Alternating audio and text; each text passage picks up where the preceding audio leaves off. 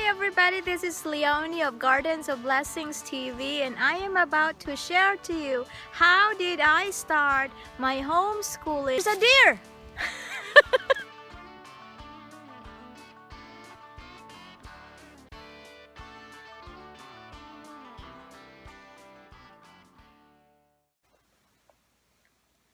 Well, anyway, you don't really have to wait until you really analyze the laws and guidelines of homeschooling before you can start homeschooling. You can actually move on to our next step. You can actually move on our next step, that is to make lesson plan. And when you do lesson plan, you need to include the three domains of learning and lesson planning, and know your children's learning style, which is very tricky, especially if you do not have a teaching background, because domains of learning is very important in order for you to have a holistic approach in your lesson planning. Now, what are the three domains of learning? The three domains of learning are psychomotor, affective, and the cognitive skills. Now, I am a Montessori follower, and my preschool approach is mostly on the Montessori philosophy. So I have a book on Montessori. It is written by Paula Polk Lillard, couple of years old already, and I bought this one in order for me to really understand what kind of philosophy or practices I would be able to use for my homeschooling. And in this book, it is mentioned about movement. Okay, so it says in that book that if movement is curtailed, the child's personality and sense of well-being is threatened. Movement is a part of man's personality, and nothing can take its place. The man who does not move is injured in his being and is an outcast for life. For those people, like, you are in jail, right? So you cannot move, right? So psychomotor skills are the adaptation and the physical application of learning. So in my case, when I did my preschool homeschooling with Louise, that was about 2 3 years ago. So I want to make sure that she would follow my instruction by doing like when we are cooking, we're making arts craft.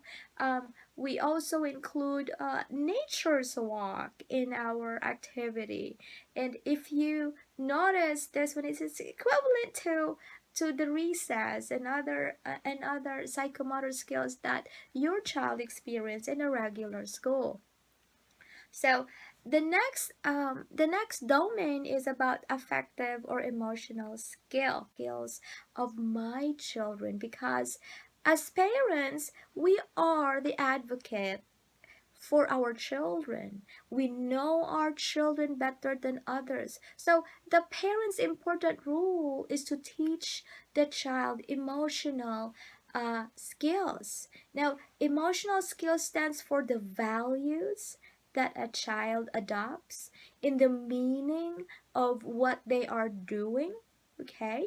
Now, we have to teach our children self-worth in order to give value to others. We have to teach our children acceptance, self-acceptance as they are, in order to accept others, right? We have to teach our children responsibility, like those small house chores in the house. Those are forms of actually psychomotor and affective emotional skills, because whether you like it or not, as a parent, do you really, or I really wanted to give everything for my children. But I think that, you know what, I would always tell my child that in this world, nothing or not everything is given to you. You have to work for it. When you work for it, that means you are worthy of it. So it is not given because you are entitled of it. No, it is given unto you because you are worthy of it. And that is self-valuing. self-valuing of work. That is the emotional skill that it is very important. This is very crucial, and it is also difficult for me as a mom because I am also human. I have my own triggers. I also have my own ups and downs, right? And the thing is, the child copies what am I doing, then what am I saying? Because it's so easy. Children, especially for children 7 years below, they are visual learners. Yeah, they are visual learners. So, in order for the cognitive skill of the child, I have to build up relationship. Now, especially for fourth, fifth graders, this is my experience. I was asked if I could do sub teaching for a special education class, and this is actually like a resource teacher. And I work with a fifth grader, and I was told that that fifth grader, he was a top-notch kid when he started school.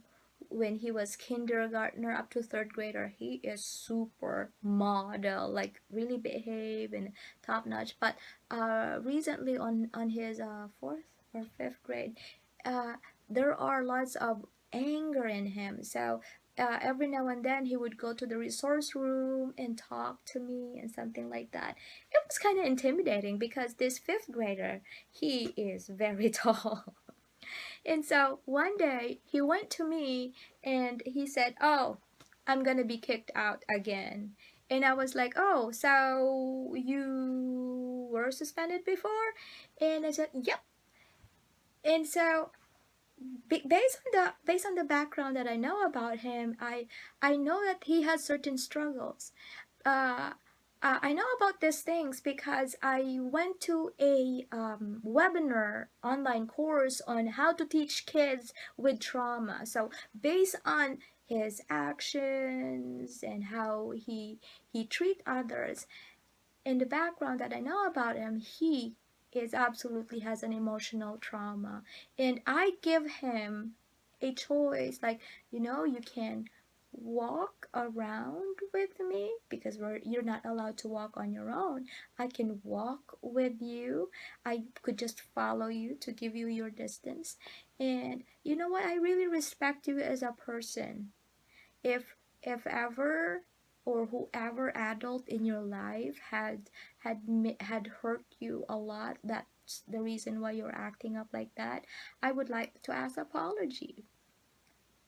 And then he was looking at me and he started to cry, and then he started to talk about how hard it was to be in the middle of a separation, and then how hard it is to see, a mom remarries and something like that. He was left like he does not belong to anybody. So that's the problem. It is because of that emotional skill of adaptation, that there's triggers. It hurts, right? So when we teach kids, always make sure that you build relationship with your children. Make sure that moment of learning is a moment of bonding. It is not something like, oh, this is an activity, we have to do this, we have to do that. No, nurture your relationship. I'm not saying that my relationship is really good because I have conflict with my kids. Remember, I have two children, it's the 4 and 7. We have conflicts. Mother, you can relate with this. You have conflict with your kids every day. But make sure that at the end of the day, before you go to bed, you make sure that you heal that relationship. You build that relationship and you soothe that relationship, because tomorrow is another day, right? So that is the importance of affective skill or emotional skills. And you have to also teach your children self-regulation, and this is conscious discipline. That's the practice or the strategy that I use when I substitute. And if you want to know more about this, keep in touch, because my next video is going to be talking about conscious discipline, how I apply conscious discipline in my homeschool, how apply helping uh, the anxious child. This is a very good book. So keep on watching with keep on checking on. If you like to know about these things, subscribe and click on that bell there, make it red, okay, so you can follow the next video that I'm going to upload. So anyway, that is the emotional skill or the affective skill.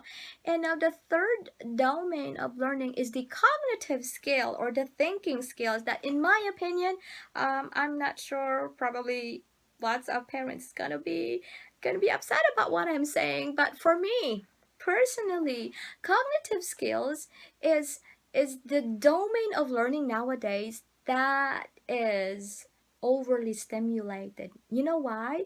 Because children nowadays, especially with Common Core and standard teaching, children are being pushed to read at a very young age. Children are be expected to really grasp everything, especially with YouTube and other social media, that oh, there's an 18 months old that could read. I am going to make sure that my child reads like that. No, children is or children are developing in their own way. Uh your rule is to make sure that you nurture them so that when they are ready to absorb that knowledge, they will. Just like with my daughter, she was diagnosed with expressive language delay when she was 3 years old, and she has a little bit of anxiety, although it is not a disorder, but there was like an anxiety there. That's why she cannot talk.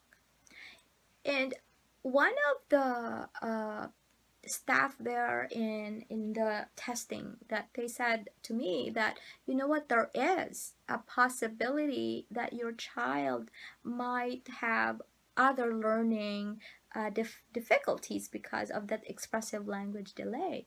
So I was told that the only thing that you can do is to nurture the relationship, because she's a little bit sensitive about things.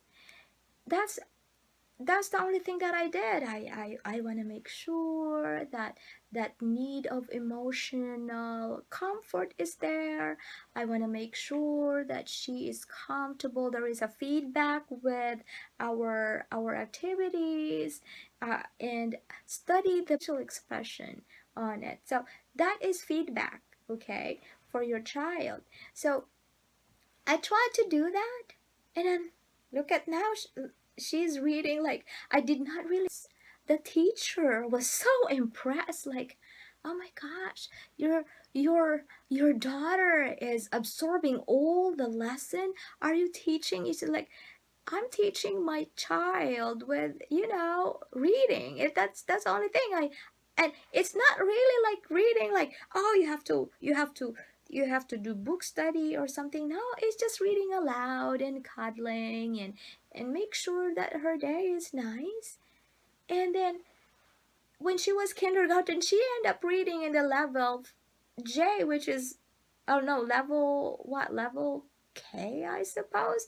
And that is already like on the third quarter of first grade. And I was like, wow, I did not expect how fast she learns. Always remember this, that when readiness sprouts in the forehead of your child, this means that everything is going to blow up. It's kind of like boom, you would be really, really surprised. And now she's reading what, third grade book. I think she's just okay. You don't really have to push it too hard for her. It was like, well, but I need to know more, because I'm stressed when she said, okay, I'm done, what's next? Okay, I'm done, what's next? What is the next lesson that I need to do? And she wants me to teach her more, because that's what she's used for. that's what she's growing up for. That oh, she used to call me teacher mom when she was like 4 or 5 years old. She's expecting that me as her teacher mom, I will teach her in advance. That's why she has to prepare herself to be able to do with her school. So I keep on bugging the teacher, do you have any other lessons there that I could teach? Because if you're doing if you're not homeschooling, if this is all, if you are doing this temporarily because of a school closure for the remainder of the year, bear in mind when you are doing the support, the parent support or teaching support, make sure that when you teach your child, it is aligned with what your teacher or that your child's teacher is doing. Don't make your own, because you're gonna be confusing your child. So when you do teacher support, make sure that you have better relationship with your teacher, because if you are teaching this and then your daughter or your son is learning differently in the school, although it's like, okay, this is what we're doing at school, and then you're doing a different way, so your child get confused. So that is the cognitive skills, right? So yeah. So now we're done with those skills, those three domain skills. And by the way, now that we know the three domains that should be present in our lesson planning, we have to know our learners' thinking, right? So there are as far as I could remember, there are two types of thinking, right? This is the lower thinking skills and the higher thinking skills. I am including this one because this is when you're preschool or first grade, you have to emphasize on the lower thinking skills. This is to introduce new subjects or ideas, or what we call the general knowledge. And these are the lower thinking skills, are the knowledge, comprehension, and application. Now knowledge is that you want your child to remember things, and you want your child to recall what has been previously learned in order to connect the next lesson, right? And this is like name recognition, letters, and for like maybe middle schoolers or fifth graders or something like that, technical terms, higher vocabularies. This is knowledge. And the next one is comprehension, which is understanding the meaning and relationship of the concept. And you can use the word describe this, identify the function, identify the concept, just to make sure that your child is not only memorizing things, but actually understanding what your child remembers. And then the next lower level of thinking is the application, that is like to organize ideas and to demonstrate things. See? So that is psychomotor. Make sure that your child can demonstrate or apply the things that you do, right? And now we have the three higher thinking skills, which are the analysis, synthesis, and evaluate. Now, when we say analysis, you let your child check the difference, find the difference and similarities, and we inspect them. We make experiment. That is higher thinking level already. And even if your child is still preschool, you can also use this higher thinking skills by experimenting. Go outside, do nature walk, and discover things outside. And synthesis is like plan and produce a design. So so even if you're only teaching preschool, if you want to include your kids, like, hey, what are we going to do next? We're done with this lesson. What are we going to do next? Give me your ideas. That is encouraging your child to, let's try to plan, right? And like me and my daughter, and even my 4-year-old kid, like when we are planning to do a picnic. Hey, what are we going to do with our picnic? Anything that we can bring and stuff like that. So they they are included in the planning. That is to introduce them the synthesis, and then the last higher thinking skill is to evaluate. You conclude, you are assessing, right? So now that you know all the three domains of learning, you know what are the thinking skills that you wanted to promote or introduce to your child. We have to understand the learning styles. So what are our learners abilities? What are they good at? Am I right? What are they good at? Yes. When you are teaching your child, you're not focusing on what your child cannot do. Make sure that you identify what your child can do to be able for your child to have that confidence in order for that child to manage the child's weakness. That abilities is the value or the self-worthiness of your child. If you keep on bugging about being irritated because your child cannot read, does not understand math and something like that, try to look at that on the other way around. Your child has other things that he can do, and try to nurture this in order for him or her to face that weaknesses and make that weaknesses manage that weakness, right? Now that is the reason why we are going to talk about the 7 types of learning, okay, or learners, the 7 types of learners. Now the first type of learner is the visual learner, okay? So visual learners, in my experience as a substitute teacher, the most visual learner are the pre-K to 3rd grade. You know, I have this whenever I substitute, and whenever I was told to, oh, you're gonna be doing preschool the whole week today, different classroom but all preschool, I am using this, okay? So this is what I learned from conscious discipline. You use pictures. You use pictures to make sure that the child know what to expect, like and it does really work for my son, because he's so anxious with social interaction. So before the school closure, he is actually in the transitioning from homeschool to regular school. And I told him, okay, so in school you have to stay calm, in school you have to sit down, and in school you have to be nice with your friend and listen to your teacher in circle time. I told him this is very important for a visual learner. You have to make sure that they understand visually.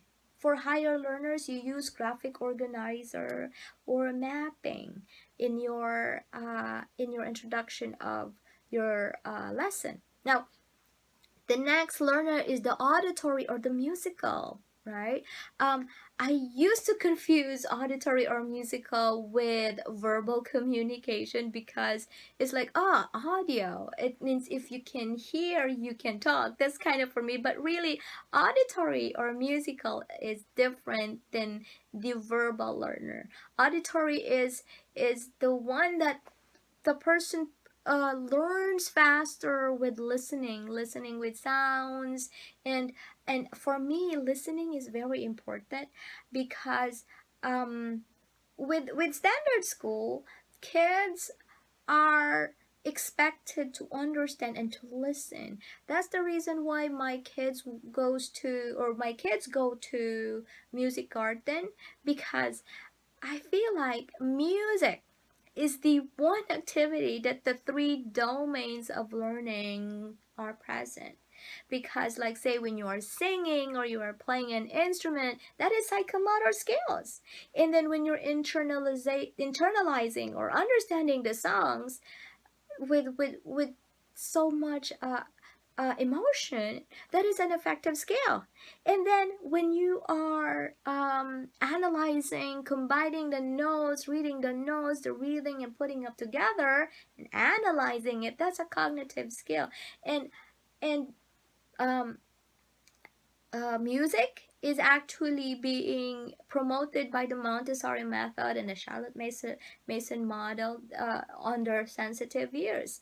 So with a music garden, William and Louise, they really bloom with their speech and understanding the sounds and something like that. And I remember during our first day of school transition with William, he is not really a talker, but the teacher was so impressed because he was just like listening and looking at the teacher face to face, and because he knows that listening is very important.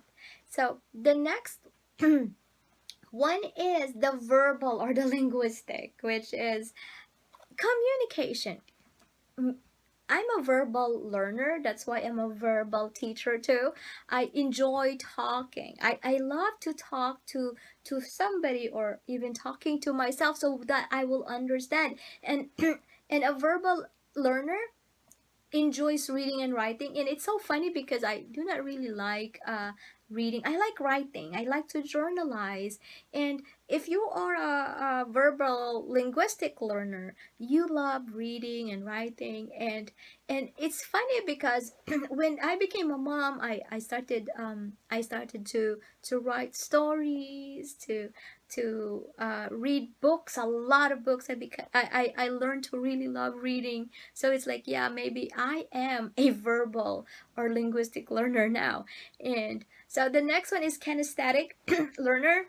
This kind of learner loves games, sports, and they easily pick up body language. So if the kinesthetic learner usually understand things when you let them move. So see, there's psychomotor skills again. So uh, focus on the psychomotor skills for kinesthetic learners. And for parents who have kids that has attention deficit, um, you focus on sports or games so that they could really understand better.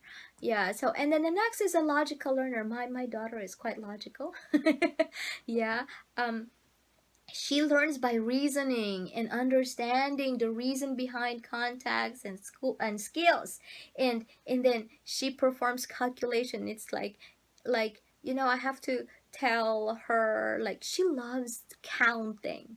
Yeah, she likes to rank numbers, and she's so detailed with planning. Like, she sometimes tell me, oh, wait, there is a missing thing that we're going, because when I do my lesson planning in our homeschool, I actually ask her, hey, what do you want to learn? Something like that. And then there is also what we call social or interpersonal. Social and interpersonal, the others.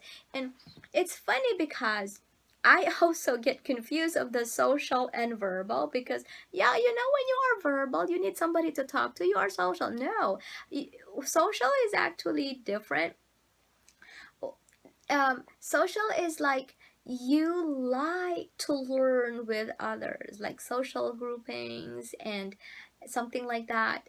I thought I am a social or interpersonal learner, but when I get to the point that I'm over stimulated with in the social group, I'd like to be myself, right? So I'd like to talk, but when I am placed with a social group setting, I became stressed out. Bear in mind that these learning styles can be combined by your children.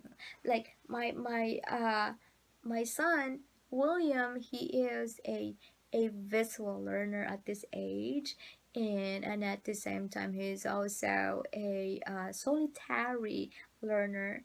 And he's not vocal. He's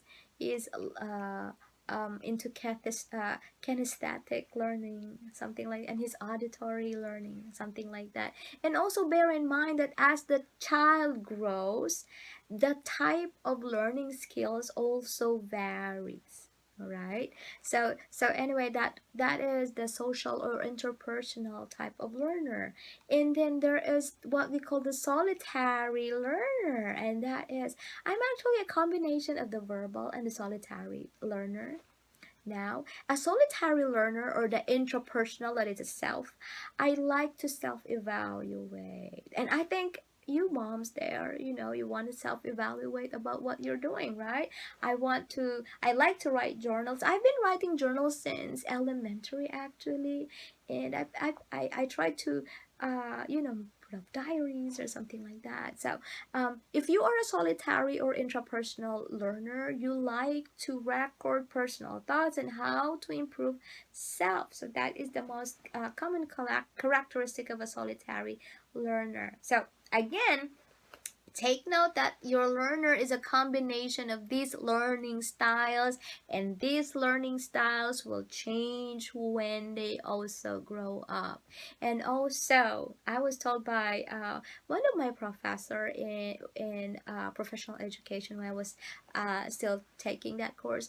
One of my teachers told me that what kind of learner you are is also what kind of teacher you are, right? So maybe you moms out there, try to evaluate what kind of learner you are, so that you will understand, yeah, this is how I learn. So maybe I could teach this one, which is how I am comfortable with. But bear in mind that you also have to acknowledge the learning style of your child. So you have to meet. So that is what we call customized learning. And that's what I realized with homeschooling. That is customized learning. So that's a very long topic for number 2. Now, number 3, choose the learning environment. Now, the learning environment that I promote in my homeschool is learner-centered and assessment-centered. Um, when we say learner centered, the student should do all the communication. I like discussion. I do this because I want to promote the communication skills of my children. Bear in mind that my child or my children, they are both speech delayed, so I want to make sure that they would communicate and talk. Let them experiment ideas, because as parents and as teacher mom or teacher dads, we are the facilitators of ideas, right? Now, the second learning environment that I promote in my homeschooling is assessment center. Ask learners feedbacks to improve your curriculum. That is what I'm trying to say. That kids in the lower age, they do not really tell you that what they do not want or something, but try to make sure that you notice their body language and their facial expression, and that is already an assessment. And also, try to match the actual learning goals to the target goals. Okay, make sure that your goals are practical and can be reached, right? Because we don't want to make it very hard for our kids, right? So make it make it a practical and reachable goal, right? And then number 4 is to buy a book or resources according to what your goals and objectives are. Now, for me, most of my testings, I just only buy them at Dollar Tree. Yeah, I mean, I don't really buy those curriculum, the comprehensive curriculum, maybe because I am only doing this for preschool.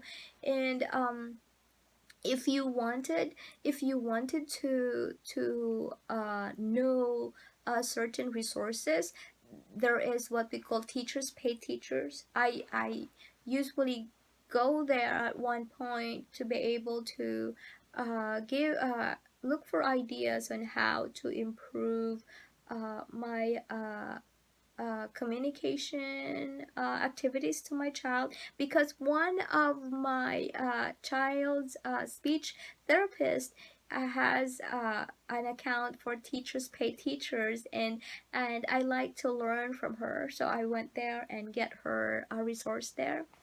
Yeah, and depending on what kind of resource that you want, if you want a comprehensive type, they are more expensive than if you want to have a printable type. There are also free stuff there. And then one of the homeschool pages that I joined with, they some kind of promote ABC Mouse and Khan Academy.